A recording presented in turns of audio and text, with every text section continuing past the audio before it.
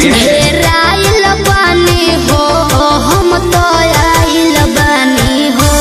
रौरा संगे संगे हम हुलसी आइल बानी हो।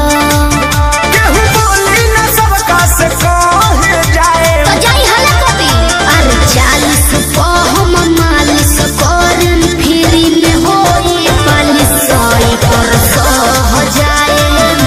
रात भर रह जाए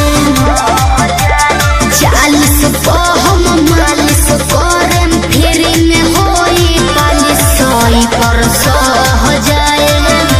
रात भर रह जाए।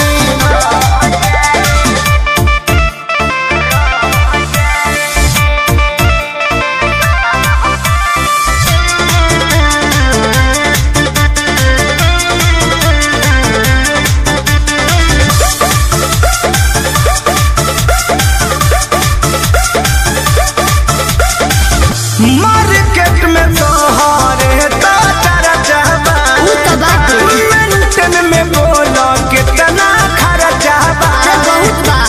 कृष्णा पे